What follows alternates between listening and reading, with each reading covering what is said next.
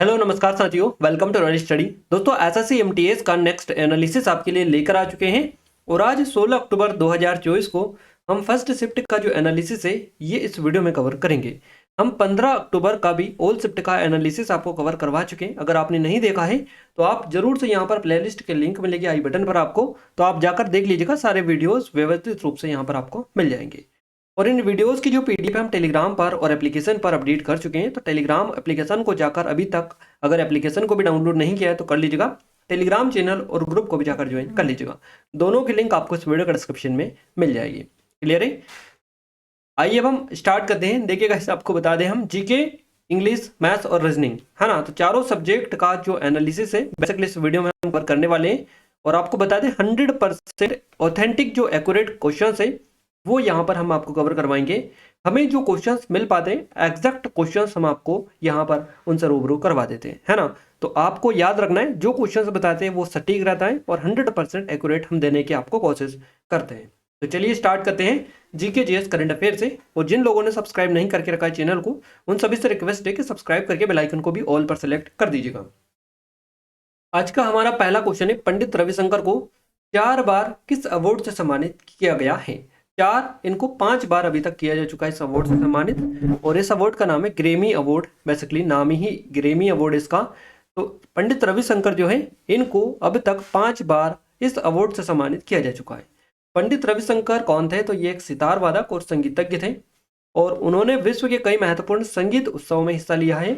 उनके युवा वर्ष यूरोप और भारत में अपने भाई उदय शंकर के नृत्य समूह के साथ दौरा करते हुए इनका जो ज़्यादातर टाइम था ये बीता था।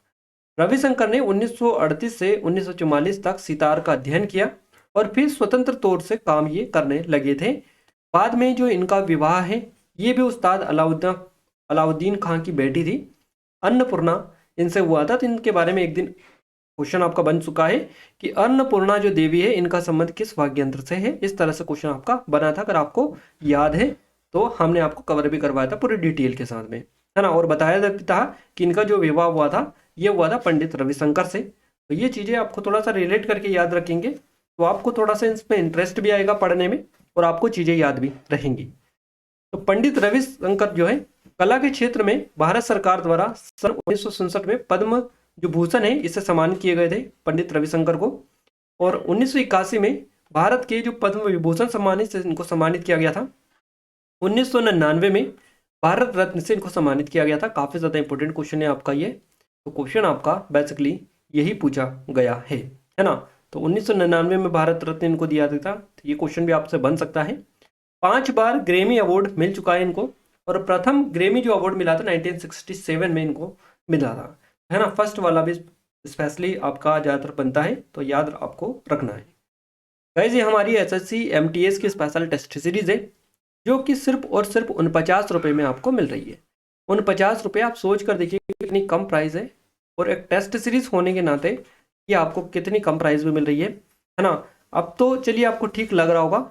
अब हम आपको जो चीज़ें बताने जा रहे हैं उसके बाद में आपको लगेगा कि इतनी तो प्राइस इसकी एटलीस्ट नहीं होनी चाहिए, इससे ज़्यादा ही इसकी होनी चाहिए। देखिए इसमें क्या गया है, 500 टेस्ट है विद एक्सप्लेनेशन, 20+ आपको FLT यहाँ पर देखने को मिलेंगे जो कि हिंदी इंग्लिश दो लैंग्वेजेस में है। और 18+ आपको यहाँ पर PYPs देखने को मिलेंगे, प्रीवियस ईयर पेपर। FLT का मतलब है फुल लेंथ टेस्ट, कई सारे लोग कंफ्यूज होते हैं FLT में, और PYPs जो है ये प्रीवियस ईयर पेपर है। इसके अलावा 280 से ज़्यादा जो है ये यहाँ पर चैप्टर वाइज टेस्ट है, 100+ सेक्शनल टेस्ट है, टॉपिक वाइज में है और सब्जेक्ट वाइज टेस्ट भी यहाँ पर डले हैं, करंट अफेयर के टेस्ट भी हैं। इसके अलावा कुछ नोट्स, इंपॉर्टेंट PDF वगैरह भी यहाँ पर डाली गई है। तो ये सारी चीज़ें करके आप देख सकते हैं कितना ज़्यादा मटेरियल यहाँ पर आपको देखने को मिल रहा है और आपको कितना ज़्यादा टेस्ट यहाँ पर देखने को मिल रहा है। हर सब्जेक्ट के अलग अलग टेस्ट यहाँ पर है। जिस सब्जेक्ट में आप वीक हो, जिस टॉपिक में वीक हो, उसकी ही डायरेक्टली जाकर आप प्रैक्टिस भी कर सकते हैं, है ना। तो इतनी एडवांस ये टेस्ट सीरीज है और ये नाम मात्र के शुल्क पर सिर्फ 49 रुपये में दी जा रही है। तो लिमिटेड टाइम है, अगर अभी तक आपने इनरोल नहीं किया है तो कर लीजिएगा। बेस्ट टाइम है, बेस्ट ऑफर है और लेटेस्ट पैटर्न पर बेस्ड है। सबसे बड़ी खासियत इसकी यही है कि ये नए पैटर्न पर बेस्ड है। तो ये नंबर है, कोई डाउट है, कुछ क्वेरी है, नंबर पर भी कांटेक्ट कर सकते हैं। अब तक काफ़ी सारे लोग इसमें इनरोल हो चुके हैं। हमने इतनी उम्मीद नहीं की थी, उससे ज़्यादा लोग अभी तक इसमें इनरोल हो चुके हैं क्योंकि जो इसकी प्राइस है ये काफ़ी कम है। हर कोई इसमें इनरोल करना चाह रहा है। तो आपने अगर अभी तक नहीं किया है और अभी आप नए नए हमसे जुड़े हैं तो आपके लिए बेस्ट ऑप्शन है, बेस्ट चांस है ये, और एग्जाम में आप अच्छा स्कोर इसकी मदद से भी कर सकते हैं। तो डिस्क्रिप्शन में लिंक है, एक बार जाकर जरूर से विजिट करिएगा। आपको पेड कोर्स में जाना है, पेड कोर्स में जाकर आप चेकआउट करिएगा। अगर टेस्ट सीरीज में जाएंगे तो आपको 199 प्राइस मिलेगी इसकी, तो आपको पेड कोर्स में जाना है और वहां पर आपको प्राइस मिलेगी 49 रुपीज। तो वहां से आपको इसको इनरोल कर लेना है। चलिए अगले क्वेश्चन की ओर आगे बढ़ते हैं। Getting a grip on my body, my mind और माई सेल्फ, किसकी आत्मकथा है? तो getting a trip on my body, my mind, my self is an autobiography of, तो ये मोनिका सेलेस की है। मोनिका सेलेस की ये एक आत्मकथा है, आपको याद रखना है। मोनिका सेलेस कौन है? तो ये एक पूर्व नंबर 1 विश्व पेशेवर टेनिस खिलाड़ी है जो 1990 में फ्रेंच ओपन में सबसे कम उम्र की चैंपियन बनी और 9 ग्रैंड स्लैम एकल खिताब इन्होंने जीते हैं। टेनिस पत्रिका ने सेलेस को अब तक के 13वें सबसे महान टेनिस खिलाड़ी के रूप में सूचीबद्ध किया, चाहे वह पुरुष हो या महिला। अक्टूबर 2007 में उन्हें शांति और विकास कार्यक्रम पहल के लिए संयुक्त राष्ट्र जो वैश्विक खेल के लिए सद्भावना राजदूत प्रवक्ता नियुक्त किया गया था। अपने शुरुआती निष्कासन के बावजूद Monica dancing with the stars के सीजन 6 में जो है ये एक भावुक पसंदीदा थी। तो ये काफी ज्यादा इंपॉर्टेंट है आपका, और इनकी ये बेसिकली ये ऑटोबायोग्राफी पूछी है और आत्मकथा काफी ज्यादा पूछी जा रही है आपकी। तो इस टॉपिक को थोड़ा सा आप देख के जाएगा क्योंकि क्वेश्चंस यहाँ से थोड़ा सा डीपली देखने को मिल रहे हैं। अगला क्वेश्चन है C2H6। तो C2H6 का रासायनिक नाम आपसे पूछा है, एथिलीन हो जाएगा या एथेन हो जाएगा ये आपका। तो C2H6 का रासायनिक नाम एथेन। एथेन एक प्राकृतिक रूप से पाया जाने वाला कार्बनिक रासायनिक यौगिक है। यह एक हाइड्रोजन यानी कि हाइड्रोकार्बन है और इसकी रासायनिक संरचना में केवल हाइड्रोजन और कार्बन परमाणु के बीच एकल बंधन होते हैं। इसे एल्केन के रूप में वर्गीकृत किया जाता है। अगला क्वेश्चन है आपका, नाइफ पृथ्वी के कौन से भाग में होता है? In which part of the earth does NiFe occur? तो करेक्ट आंसर पृथ्वी का कोर रहेगा। इन द अर्थ कोर जो रहेगा पृथ्वी के कोर में ये बेसिकली होता है। नाइफ पृथ्वी के कोर में होता है और पृथ्वी की सबसे भीतरी परत को कोर कहते हैं। यह मुख्य रूप से निकेल यानी कि आपका जो निकेल और लोहा है यही है नाइफ आपका Ni और Fe, है ना। तो Ni हो गया निकेल और ये Fe हो गया लोहा, है ना। तो निकेल और लोहा यही है। अगर क्वेश्चन में आपसे पूछे जाए कि निकेल और लोहा पृथ्वी के कौन से भाग में होता है तो ये आपका पृथ्वी के कोर में, यानी कि एज इट इज आपका सेम टू सेम क्वेश्चन से। बस आपको ये याद रखना है कि ये जो नाइफ लिखा है इसका मतलब होता है निकेल और लोहा। बस इतना सा आपको याद रखना है। आपको जो भी कंफ्यूजन क्रिएट हो रहा है वो आपका यहाँ से दूर हो जाएगा। इसीलिए इसे निकेल ने और आयरन फे कहा जाता है ना। तो निकेल और लोहा इसीलिए इसको कहा जाता है निफे या नाइफ। कोर की जो त्रिज्या है करीब 3500 किलोमीटर है और कोर के बाहरी हिस्से में द्रव के गुण होते हैं, जबकि अंदरूनी जो हिस्सा होता है ठोस या क्रिस्टली बेसिकली देखने को मिलता है। कोर का तापमान 2200 डिग्री सेल्सियस से 2750 2750 डिग्री सेल्सियस के बीच में होता है और कोर की जो डेंसिटी होती है ये होती है 17.2 ग्राम प्रति घन सेंटीमीटर। तो आपको ये भी ध्यान रखना है। अगला क्वेश्चन है, राज्य विधानमंडल से संबंधित आर्टिकल कौन सा है, अनुच्छेद कौन सा है? Which are the article related to the state legislature? तो करेक्ट आंसर आपका हो जाएगा आर्टिकल 168 से 212 यानी कि 212 आपका करेक्ट आंसर हो जाएगा। अनुच्छेद 168 से 212 जो है इसमें आपको राज्य विधानमंडल का बारे में चीजें देखने को मिलेंगी। तो भारतीय संविधान का जो भाग 4 है इससे इसका संबंध है। अगर भाग पूछे जाए तो भाग 4 आपका रहेगा राज्य विधानमंडल से रिलेटेड। तो राज्य विधानमंडल को भारतीय संविधान के भाग 4 के अध्याय 3 में संबोधित किया गया है और इसमें राज्य विधायिका और कार्यकारी शाखा शामिल है। राज्य विधायिका के संगठन, संरचना, अवधि, आधिकारिक प्रक्रिया, विशेषाधिकार और अन्य जिम्मेदारियां संविधान के भाग 4 के अनुच्छेद 168 से 212 के अंतर्गत शामिल है। भारतीय संविधान के भाग 4 के कुछ अनुच्छेदों में शामिल, जैसे कि आर्टिकल 168 की बात करें, राज्यों के विधानमंडलों के गठन से संबंधित है। आर्टिकल 169 राज्यों में विधान परिषदों के उन्मूलन या निर्माण से संबंधित है। आर्टिकल 117 विधानसभाओं की संरचना से रिलेटेड है और आर्टिकल 171 है ना 171 विधान परिषदों की संरचना से इसका संबंध है। और 172 की बात करें राज्य विधानमंडलों की अवधि से इसका संबंध है। चलिए अगला क्वेश्चन है, 20वीं शताब्दी में ओडिसी शास्त्रीय नृत्य है, इसको पुनर्जीवित करने के पीछे निम्नलिखित में से कौन जो है वर्ष 2000 में पद्म विभूषण से सम्मानित प्रसिद्ध भारतीय शास्त्रीय नर्तक है? इनका नाम है केलुचरण महापात्र। इनसे कल भी क्वेश्चन बना था और कल वाला जो क्वेश्चन था, अगर आपने कल वाला वीडियो एनालिसिस अच्छे से देखा होगा, अच्छे से पढ़े होंगे, तो गारंटी के साथ कह सकते हैं कि ये क्वेश्चन आपने अच्छे से बना लिया होगा गारंटी के साथ, है ना। तो क्वेश्चंस वहीं से आ रहे हैं, डेली बेसिस पर जो एनालिसिस आपको हम दे रहे हैं उनको अच्छे से देखा करें, क्योंकि ज्यादातर जो क्वेश्चंस आपको देखने को मिल रहे हैं इसी डिटेल में से देखने को मिल रहा है। केलुचरण महापात्र करेक्ट आंसर हो जाएगा। केलुचरण महापात्र एक प्रसिद्ध भारतीय शास्त्रीय नर्तक, गुरु और ओडिसी नर्तक नृत्य के प्रतिपादक थे, जिन्हें 20वीं शताब्दी में शास्त्रीय नृत्य के पुनरुत्थान और लोकप्रिय बनाने का श्रेय बेसिकली दिया जाता है। ओडिशा से पद्म विभूषण पाने वाले पहले व्यक्ति है ये, और नृत्य के क्षेत्र में उनके उत्कृष्ट योगदान के लिए 2000 में पद्म विभूषण प्राप्त हुआ इनको। केलुचरण महापात्र ने गोटीपुआ का प्रदर्शन किया, और ओडिशा का एक पारंपरिक नृत्य जिसमें युवा लड़के भगवान जगन्नाथ की स्तुति करने के लिए महिलाओं के रूप में तैयार बेसिकली इसमें होते हैं, तो आपको ये थोड़ा सा देख लेना है। अगला क्वेश्चन है, विलियम फोर्ट किस राज्य में स्थित है? William fort is located in which state? तो करेक्ट आंसर आपका कलकत्ता रहेगा, कलकत्ता, है ना, कोलकाता। विलियम फोर्ट कोलकाता में है, और हुगली नदी जो है इसके किनारे बेसिकली बना हुआ है। ये बंगाल प्रेसिडेंसी के समय में बना था, और इसका जो नाम है इंग्लैंड के राजा विलियम तृतीय के नाम पर रखा गया। ये एक वास्तुशिल्प चमत्कार है, और ये ब्रिटिश राज के प्रतीक के रूप में बना था। ये क्या काल कोठरी का भी स्थान है, इससे कलकत्ता का ब्लैक होल बेसिकली आपको पता ही है, कलकत्ता में ब्लैक होल, तो ये काल कोठरी का स्थान है और इसको इस नाम से भी जाना जाता है। चलिए अगला क्वेश्चन है, लव शब्द निम्नलिखित में से किस खेल से संबंधित है? The word love is related to which of the following sports? तो करेक्ट आंसर हो जाएगा बोथ, टेनिस एंड बैडमिंटन, दोनों से इसका संबंध है। अब जो भी आपको मिला हो दोनों क्लिक कर सकते हैं, दोनों मिला हो तो उपरोक्त तो दोनों आपका करेक्ट आंसर रहेगा ही सही। तो लव जो है शून्य अंक के लिए, शब्द फ्रांसीसी शब्द ला ऑफ से आया है, जिसका अर्थ है अंडा जो शून्य के आकार का होता है। तो टेनिस शब्द की जो उत्पत्ति हुई है फ्रांसीसी शब्द टेनिस से हुई है, जिसका अर्थ होता है प्राप्त करना। ड्यूस शब्द फ्रांसीसी शब्द ड्यूक्स ले जू, है ना, इससे आया है, और जिसका अर्थ होता है दोनों खिलाड़ियों के पास गेम है, कोई भी जीत सकता है। अगला क्वेश्चन है हमारा, पुराना किला किसने बनवाया था? इस तरह से क्वेश्चन है बेसिकली, पुराना जो किला है किसने बनवाया था? Who built the old fort? Sher Shah Suri आपका करेक्ट आंसर हो जाएगा। इसका निर्माण अफगानी शासक था शेर शाह सूरी, इसने करवाया था 1540 से 45 के बीच में। पुराना जो किला है 16वीं शताब्दी ईस्वी में बनाया गया था, यानी कि 15वीं और 16वीं शताब्दी के बीच में ये बना था, आपको याद रखना है 1540 से 45 के बीच में बना था, तो 15वीं और 16वीं शताब्दी में। और ये दिल्ली का सबसे पुराना किला है, इसे यमुना नदी के किनारे बनाया गया था। 1533 में हुमायूं द्वारा पुराना जो किला है इसकी मरम्मत करवाई गई थी, तो इसने करवाई थी, इसकी मरम्मत कब करवाई थी? 1533 में, है ना, याद रखना है आपको।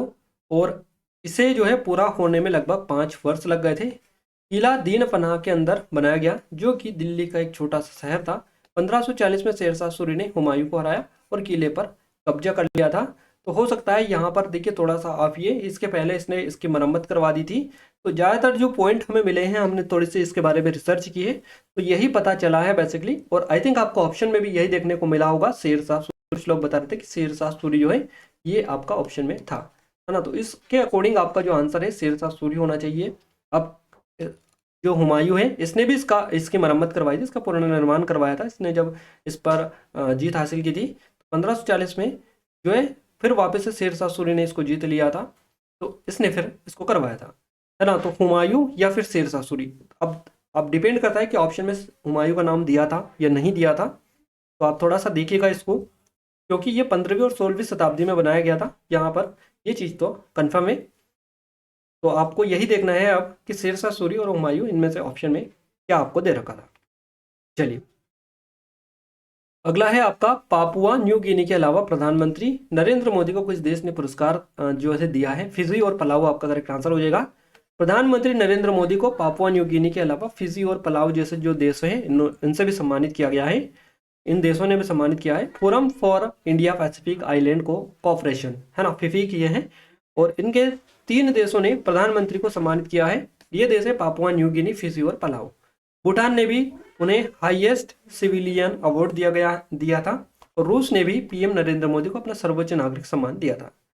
अगला क्वेश्चन है, यक्षगान किस राज्य से रिलेटेड है, संबंधित है? कर्नाटक आपका करेक्ट आंसर हो जाएगा। यक्षगान कर्नाटक राज्य से जुड़ा एक प्रसिद्ध नृत्य नाटक है, और यक्षगान वाला क्वेश्चन आपसे पहले पूछा जा चुका है, आज वापस से ये क्वेश्चन जो है रिपीटेड आपको देखने को मिल रहा है। तो यक्षगान कर्नाटक के तटीय इलाकों में लोकप्रिय है, और ये जो नृत्य नाटक है संगीत, गीत, संवाद और रंगीन वेशभूषा का एक अनोखा संयोजन है। यक्षगान में कलाकार कहानियों के अलग अलग किरदारों को निभाने के लिए रंगीन कपड़े और विस्तृत संग्रह बेसिकली करते हैं। यक्षगान को भारत सरकार ने कर्नाटक यक्षगान का दर्जा भी दे रखा है, तो ये भी आपको याद रखना है। इसके अलावा राष्ट्रमंडल कॉमनवेल्थ गेम्स से क्वेश्चन आपका बना है, राष्ट्रमंडल खेल 2022 कहाँ आयोजित किया गया था? तो where was the Commonwealth Games 2022 held? तो ये बर्मिंघम इंग्लैंड में आयोजित किए गए राष्ट्रमंडल खेल 2022 के। 2022 राष्ट्रमंडल खेल आधिकारिक तौर पर 22वें राष्ट्रमंडल खेलों के रूप में जाना जाता है। बर्मिंघम इंग्लैंड में आयोजित किया गया था। 2022 राष्ट्रमंडल खेल लंदन 1934 और मैनचेस्टर 2002 के बाद इंग्लैंड में आयोजित होने वाला तीसरा राष्ट्रमंडल खेल है। और राष्ट्रमंडल खेल 2022 को ब्रिटेन के बर्मिंघम में 28 जुलाई से 8 अगस्त तक आयोजित किया गया था। अगला क्वेश्चन है हमारा, आईने ए अकबरी में किस फसल का जिक्र नहीं किया गया है? Which crop is not mention in आईने ए अकबरी? तो करेक्ट आंसर हो जाएगा तंबाकू क्रॉप, यानी तंबाकू जो फसल है इसका जिक्र बेसिकली नहीं किया गया है। आईने ए अकबरी में तंबाकू की फसल का जिक्र नहीं देखने को मिलता है। आईने ए अकबरी मुगल साम्राज्य के प्रशासन का ब्यौरा देने का एक ऐतिहासिक ग्रंथ है और इसे अकबर के दरबारी साहित्यकार इतिहासकार थे, इनका नाम है अबुल फजल, इन्होंने फारसी में लिखा था। इस ग्रंथ में अकबर के शासनकाल की जानकारी, प्रशासनिक रिपोर्ट और सांख्यिकी विवरण बेसिकली दिए गए।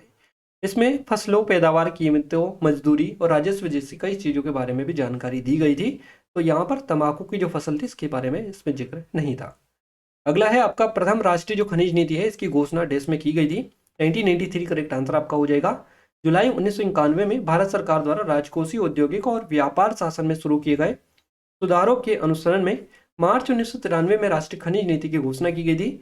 राष्ट्रीय खनिज नीति ने प्रत्यक्ष विदेशी निवेश FDI है ना, फॉरेन डायरेक्ट इन्वेस्टमेंट सहित जो है निजी निवेश को प्रोत्साहित करने और खनिज क्षेत्र जो है इसमें अत्याधुनिक प्रौद्योगिकी को आकर्षित करने की आवश्यकता को मान्यता दी थी।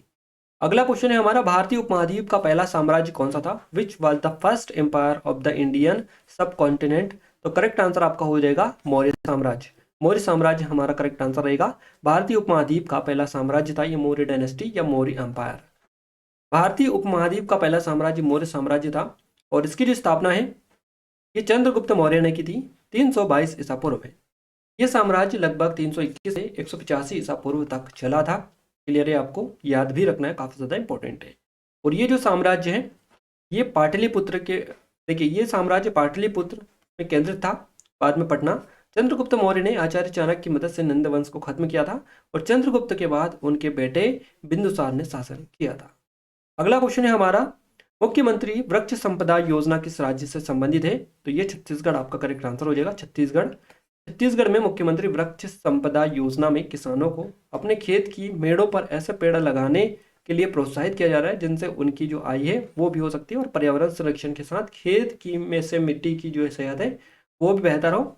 यह योजना जो, इस योजना के कारण राज्य में बड़े पैमाने पर वाणिज्यिक वृक्षारोपण को बढ़ावा बेसिकली मिल रहा है। वृक्ष संपदा योजना इसका नाम है, जो कि छत्तीसगढ़ राज्य में शुरू की गई एक योजना है, आपको याद रखना है। तो यहाँ पर जितने भी क्वेश्चंस थे आपके आज पूछे गए पूरे के पूरे हमने कवर करवा दिए हैं।